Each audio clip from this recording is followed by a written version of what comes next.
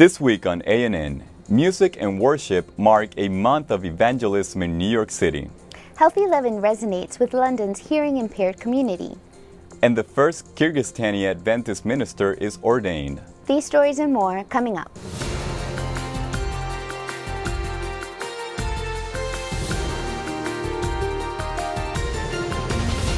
This is ANN, a service of the Seventh-day Adventist World Church. Thank you so much for joining us this week. First in the news, Adventists wrapped up a month of evangelism in Manhattan with a day of celebration and commitment. George Johnson has this report. Approximately 12,000 people filled the seats of the Nassau Coliseum in Long Island, New York for the Revelation of Hope joint camp meeting on June 29. This event was a joint venture between the Northeastern and Greater New York conferences, and it also culminated the evangelistic meetings held in June at the Manhattan Church by Seventh-day Adventist World President Ted Wilson. We had the theme of Revelation of Hope. We focused on the book of Revelation, and of course, out of that, all the prophetic understanding of who God's last day people are, specifically pointing, of course, to Revelation 12:17 and the three angels of Revelation 14. Just the other night, we talked about the bride of Christ in Revelation 12, and then the woman of scarlet in Revelation 17, the two great opposing understandings of what truth is. And so we really tried to help people understand the book of Revelation as it relates to all the rest of the Bible. In response to a challenge set by President Wilson to reach large cities, church leadership chose New York as the first location for the Mission to the Big Cities initiative. New York was chosen jointly by the General Conference and the North American Division as kind of a place where the urban center evangelism around the world would be initiated. President Wilson's evangelistic series is one of 400 meetings that have taken place in the New York area.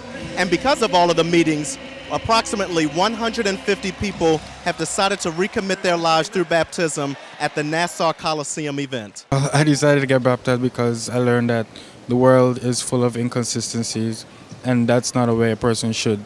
I feel that's not a way I want to live my life. I look into my life, and there is an empty space that cannot be filled with anything. So what's next for New York City? What are the hopes and desires of Adventist New Yorkers after the NY13 Revelation of Hope initiative has concluded?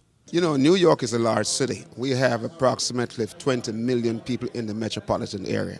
Greater New York only has 26,000 members. We're hoping by the time NY13 is over, we'll be having close to 30,000. I want to see thousands of new disciples serving the Lord here in the city. I want to see the church regenerated, revived. I want to see a new life in the Adventist community in New York. We hope that a big awakening about the Bible truth will really create awareness. The main thrust of the NY13 Revelation of Hope evangelistic meetings will continue through October. To find out where specific meetings are being held and how to participate in this major initiative, visit revelationofhope.com. This is George Johnson reporting for ANN. Adventists in the United Kingdom are bringing a message of healthy living to a community often marginalized by traditional outreach. BUC News sent this report. Hounslow Cornerstone Seventh-day Adventist Church is unique. It's not so unique in our Seventh-day Adventist churches that we do health days, but what is unique is that this health day has been organized and run by the group of deaf people that are worshiping and as part of Hounslow Cornerstone. There's a lot of people out there who are not eating healthily. I mean, I think it's good to just try and start sort of on the basics of healthy eating and what people can try and do, and just explain that, what healthy means. I mean, I think I'll be a good role model as well to explain that to other deaf people. A day like today actually means that we are showing not just our own members, but our community, that we are an inclusive group. Come here to help, really. Just to help deaf people in, healthy living. I think a healthy lifestyle is positive. I think it's good to educate other people to become independent and healthy themselves and to look after themselves as well, and to eat healthily and be aware of that. It's new in the fact that it's the first time we've brought the community in. So we see this growing. We're really amazed at the turnout. We did not expect to have this sort of response. But now that they're here, why stop? This is an opportunity to just keep it going. And this, remember as well, the group had asked for this. It's not we saying, me going to them as the minister and say, what can you do? They have come to me and say, is there a space in the diary where we can do something special? To be honest with you, we cleared everything to make sure they have today, and it has been a success. And finally, in the news this week, the Adventist community in the Central Asian country of Kyrgyzstan is taking steps toward autonomy. The church there recently ordained its first pastor from the native population. Talgat Kubeganov pastors 2 churches in the region and has served as an administrator at church headquarters in the country. Previously, he worked as Global Mission Pioneer. Global Mission Pioneers are lay people who volunteer at least 1 year to establish a congregation in an area within their own culture where the Adventist Church has little or no presence. Nearly a dozen more Global Mission Pioneers recently graduated from a training program in Kyrgyzstan. Earlier this month, the church opened a new Adventist World Radio studio in the capital city of Bishkek. It also operates the only Adventist elementary school in a region that stretches from Kazakhstan to Afghanistan. Coming up, Waiting on God, an Adventist editor shares his story of divine guidance.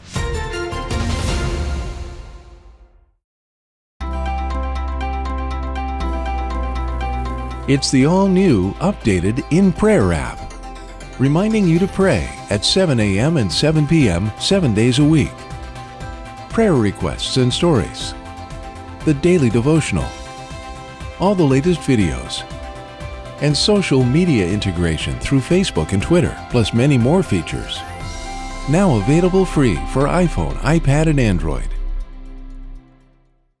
I got the impression somewhere back about the time I was in college that I had a certain destiny before me, and I needed to play that out. And if I did my part, well, I think God provided all the rest. And as it turns out, it's worked out that way.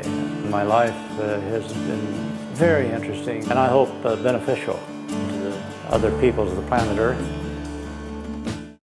I felt so torn inside having to say goodbye to my family and my friends. I had actually started looking for various places to live, but I knew it would be very difficult for me to adjust. And yet I knew I had to trust God. I knew that wherever He sent me, He would be my home. He took my pain and used it for His gain.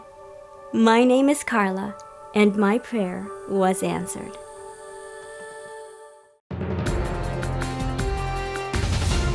Welcome back. Let's turn to Gerald Klingbeil for a look at this month's issue of Adventist World. It's summertime in North America. Time for a good story, rest and relaxation. Life Maps, this month's cover story in the Adventist World magazine, promises an exciting read. Different from all the stories that I have written or edited for Adventist World, this one is very personal. The cover feature retells the story of how God called me into His service and invites the reader to wait patiently for God's leading. In the photos you will see a much younger Gerald waiting to discover the direction that God wanted him to go. The plot thickens on a stormy night on a mountaintop in the Swiss Alps in 1985. But I better not tell you the entire story. Read Life Maps and then remember or discover God's wonderful leading in your own life. This month's copy of Adventist World contains many more compelling articles. Stronger Than Death by Sylvia Renz from Germany tells the touching story of how we can trust the God who took our place, even in the face of death of a beloved child. A must-read for all those who sometimes wonder. Frank Hardy and Lisa Beardsley Hardy reflect on what the image of God means practically in our daily lives, while historian David Trim reviews some of the people and miracles that shaped the Adventist work in the Trans-European Division. There's more, but I imagine by now you are ready to pick up your printed copy of Adventist World or visit us online or on Facebook. We love spending time with you. 1 year in mission volunteers are impacting New Yorkers by serving community and sharing their faith. They recently ran a vegetarian cooking class in the neighborhood of Harlem.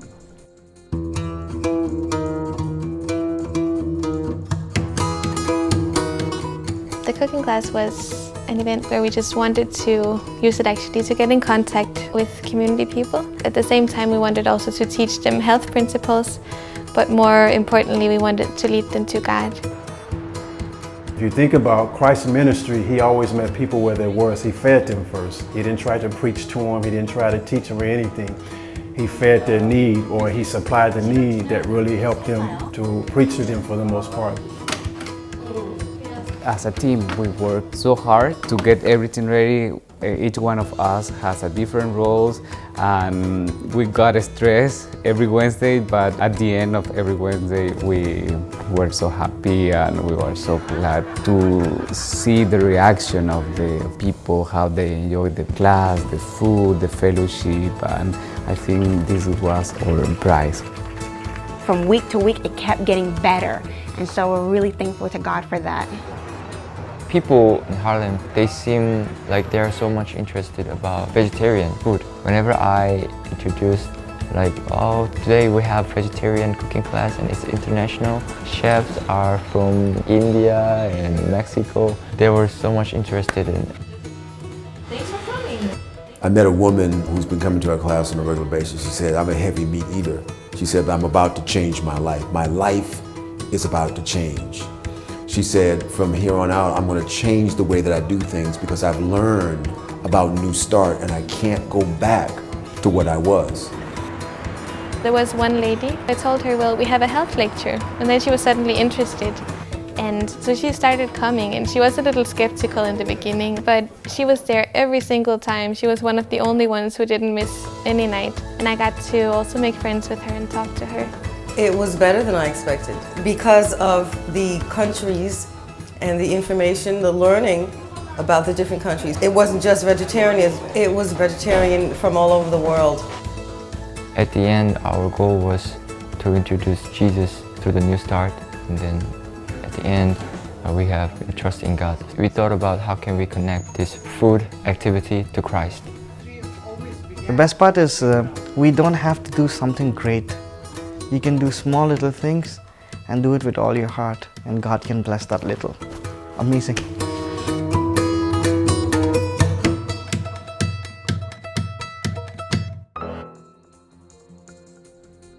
Adventists use Facebook and Twitter to connect with New Yorkers during the recent NY13 outreach events. Megan Bronner introduces a local report on this week's social media feature. This week in social media, we take a look at how communicators in New York City are using social media to spread the news about New York 13. Social media came alive last Sabbath for the joint camp meeting between Northeastern Conference and the Greater New York Conference.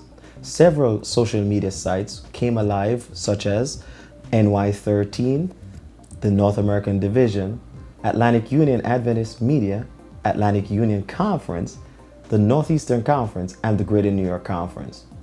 People from all around the world witnessed what took place in the Nassau Coliseum via social media, as well as watched online through our streaming portals, www.auam.tv.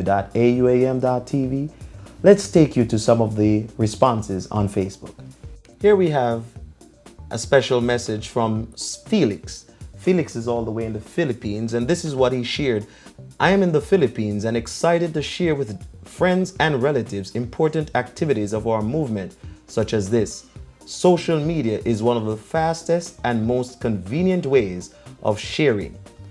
We have several other responses that have come to us from around the world, which indicates to us that social media is indeed the way of communicating instantly, globally, the gospel of Jesus Christ.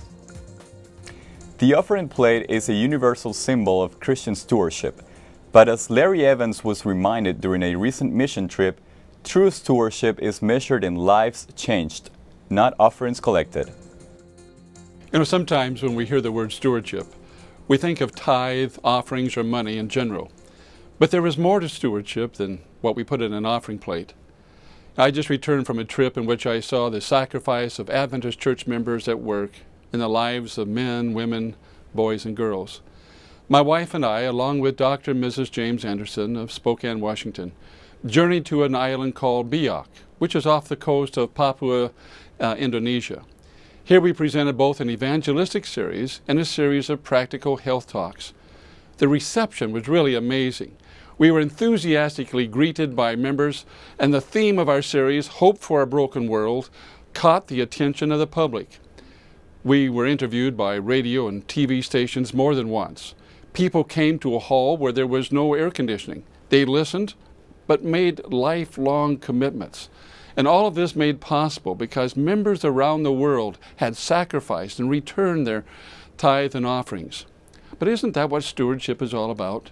Stewardship is the fruit of the gospel at work in the lives of men and women.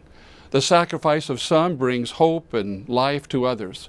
Hope was revived, lives were changed. And that's the result of true stewardship. It changed lives in a broken world. Bible stories about grace, worship, community, and service are the foundation of the Adventist faith. The church's GraceLink Sabbath School curriculum is making these stories real and personal for a new generation of Adventists. Linda Coe explains. The prodigal son? This is a story about grace. The boy asked for his inheritance and left. Things did not go the way he had planned. He burned through his money and his friends and had to take a job. That didn't go the way he planned either. But he was left with a lot of time to think. And finally, he made a good decision, a truly happy ending to the story. Jesus enters Jerusalem.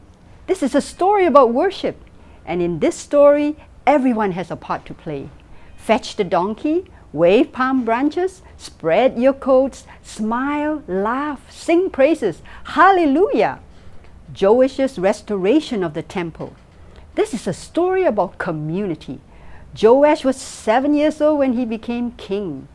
The temple was in serious need of repair, so he put a big box by the altar and people began filling it with money to pay the carpenters and masons, to buy timber and stone. The people wanted the temple to be restored to its glory, so they must fill the box and again and again. Jesus heals a leper. This is a story about service. The leper had heard Jesus could heal him, but it was against the law for him to approach Jesus. He broke the law. Lord, you have the power to heal me if you want. Jesus wanted, and he healed the leper. In the GraceLink lessons, 4 big themes are presented: grace, worship, community, and service. This balanced approach creates a strong foundation for our children. Every week, in Adventist Sabbath schools around the world, GraceLink is being used to make faith real and personal. Through the faithful ministry of teachers and parents, the themes of grace, worship, community, and service come to life. Still ahead on ANN, honoring the legacy of early Adventist medical missionaries in Brazil. But up next, an Adventist television show celebrates the positive influence of music.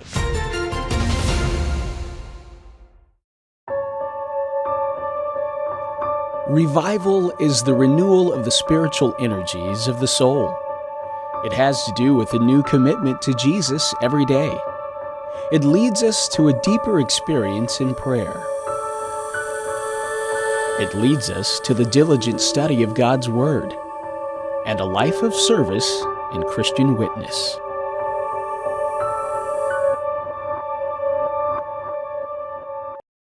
I pray for me to listen, learn more about Jesus, and read more about the Bible. My grandma's cat is old and I don't want it to die. I pray for that. I pray for my family. Please pray at 7 in the morning, 7 in the evening, 7 days a week.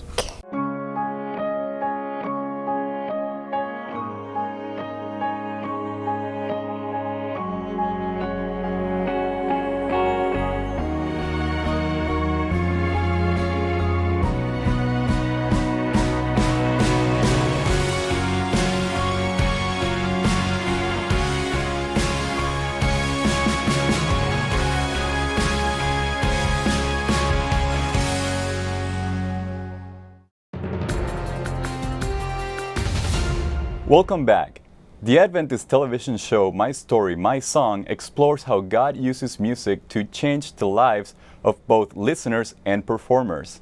Host Candace Thorpe has a preview of the upcoming season. Summer is an exciting time here at Hope Channel. It's when we gear up for the fall season. Everyone's got their creative hats on, coming up with ideas for fresh new episodes. With every new season, our goal is to be better at creating unique ways to share God's good news for a better life today and for eternity. One of our more popular shows, My Story, My Song, is returning for its 5th season with 27 new episodes and with a makeover. A new set, a new website, even a new logo. We'll be featuring an array of artists and songs you won't want to miss. Be inspired by stories of each musician's journey of faith and be blessed by the music that is their gift from God. Meet musicians such as Jamie George, Danelle and Denise Josiah, DeJuan Starling, Kelly Lorenzen, and many others. Beginning October 4, tune in for a new episode of My Story, My Song every Friday evening at 9 p.m. Eastern Time in the United States. For Hope Channel, I'm Candace Thorpe. Juggling multiple social networking sites can be time-consuming for page managers. Chip Dezord says the mobile app Every Post offers a faster way to post photos, videos, and text across multiple social media platforms. If you're like me, then you manage or own or control many different social networking sites. Some of them are for your own personal use, others are for your church or ministry who want you to post status updates really frequently. Either way, you have a lot to handle, and that's why apps like Every Post are very useful. Every Post is a free app that works on an iPhone or Android device. For example, if you manage a few different Twitter accounts as well as a Facebook page, you can add them via the settings panel.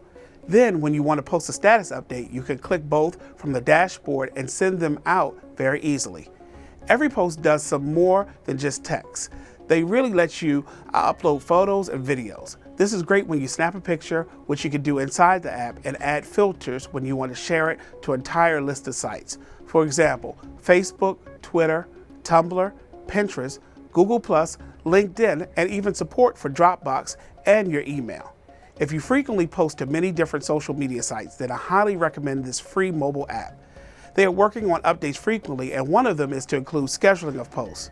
Download Every Post today at everypost.com. The Adventist supporting ministry, Maranatha Volunteer International, provides urgently needed churches and schools worldwide. This month, Maranatha highlights a school building project in the Central American country of Panama. After nearly a decade since working in Panama, Maranatha Volunteers International returned to the country earlier this year to respond to a request for churches and schools. From 1995 to 2001, Maranatha built 20 new churches and 4 large school buildings in Panama. In addition, volunteers helped to refurbish 10 existing churches. The impact of that effort served as a catalyst for growth. Specifically, church leaders in Panama saw a positive response from the schools. Membership growth was most evident in the regions surrounding these schools. For the current effort, Maranatha is concentrating on the states of Veraguas and Chiriquí, represented by the West Panama Conference of Seventh-day Adventists. The first half of the year was focused on the construction of the first Adventist school in Santiago. More than 300 volunteers traveled to Panama to build the school. When completed, the campus will serve elementary and junior high students. The local community is excited about the addition to the neighborhood. As for church leadership, they have high hopes that the establishment of an Adventist school in Santiago will play an important role in the future of the church. To learn more about Maranatha's work in Panama and how you can help, go to maranatha.org. In a new video series, Adventist World Church President Ted Wilson invites viewers to accept God's many gifts. This week's gift is the Sabbath. In 6 days, God created the heavens and the earth, including man and woman. And on the 7th day, God ended His work which He had done, and He rested on the 7th day. Then God blessed the 7th day and sanctified it. The Sabbath, God's special holy day. The day that He looks forward to spending with us in a special way. inviting us to set aside our work and rest in Him. Jesus is Lord of the Sabbath day. When we honor and worship Him on the day that He has made holy, we reveal that not only is He the Lord of the Sabbath, but He is also the Lord of our life. I encourage you to accept His wonderful gift of the Lord's Day, the seventh-day Sabbath, and the spiritual refreshment that it brings. Now let's turn to David Trim for a look at Adventist history. This week, a mission boat takes the Adventist message to rural communities along the Amazon River. Welcome to This Week in Adventist History. On July 1, in 1903, the German-American missionary L. Mather conducted the first Seventh-day Adventist baptism in Austria, in the village of Ratzersdorf, near the city of Pressburg. On July 1, 1973, the General Conference Archives officially came into existence. The first General Conference archivist was Dr. F. Donald Yost, who had been the founding editor of Insight magazine. Yost found a jumbled collection of documents and eventually produced an orderly system of records management that became a model to the world church. I have the honor to follow in Dr. Yost's footsteps. On July 4, 1931, the mission boat Lucero was launched on the Amazon River, the fruit of a vision of Leo Halliwell, an American missionary, and his wife, Jessie. The Lucero and its successors took Adventist health and mission work to large numbers of tribal people who could only be reached by the waterways of the Amazon and its tributaries. In later decades, Amazonian people emigrated into Brazil cities and took their Adventist faith with them. But it all started with the Lucero. On July 7, in 1916, Augustin C. Bordeaux, a Canadian-born Adventist minister who had been an early evangelist in Quebec and the Midwest United States, and then a pioneer missionary in Italy, France, Romania, and Switzerland, died at the age of 82. That was This Week in Adventist History. Thanks for watching ANN. Join us next week for more news from the headquarters of the Seventh-day Adventist Church. In the meantime, find us on Facebook. You can connect with other Adventists worldwide and find links to more stories, photos, and videos. Just visit Facebook/Adventist News. Our good news for this week comes from the New Testament book of Ephesians. The passage says, "May you experience the love of Christ, though it is too great to fully understand. Then you will be made complete with all the fullness of life and power that comes from God."